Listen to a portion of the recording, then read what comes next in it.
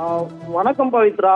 கடந்த 2 தினங்களுக்கு முன்பாக விருதுநகரைச் சேர்ந்த மலையரசன் என்ற சிவகங்கை காளையார் கோயில் பணிபுரியும் தனிப்படை காவலர் பெருங்குடி பகுதியில் எரித்து கொலை செய்யப்பட்டார். தொடர்ந்து அந்த சம்பவம் பெரும் பரபரப்பை ஏற்படுத்தியது. ஏனென்றால் கடந்த மாதம் 1ஆம் தேதி தான் ஒரு மனைவி விபத்தின் காரணமாக இறந்த நிலையில் தற்போது இந்த எரித்து கொல்லப்பட்ட சம்பவம் பெரும் பரபரப்பை ஏற்படுத்தியது.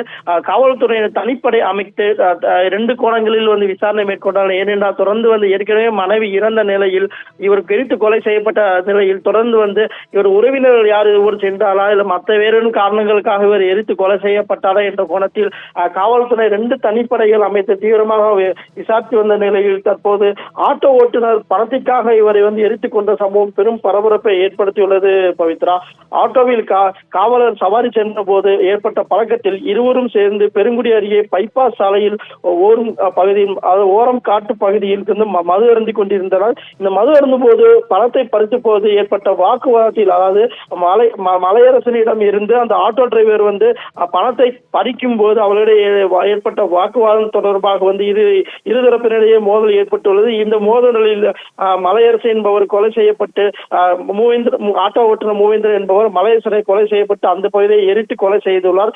இந்த நிலையில் தற்போது 2 தனிப்படைகள் அமைதி தீவிரமாக தேடி வந்த நிலையில் தற்போது ஆட்டோ டிரைவர் மூவேந்தர் என்பவர் தற்போது சுட்டு பிடிக்கப்பட்டுள்ளார்.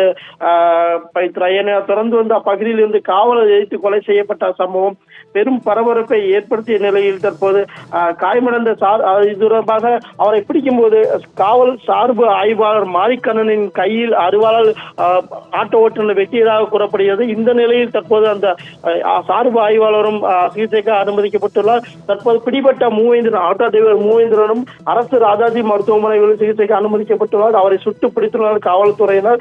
தற்போது அது தொடர்பாக தீவிர விசாரணை மேற்கொண்டு வருகின்றனர். பவித்ரா.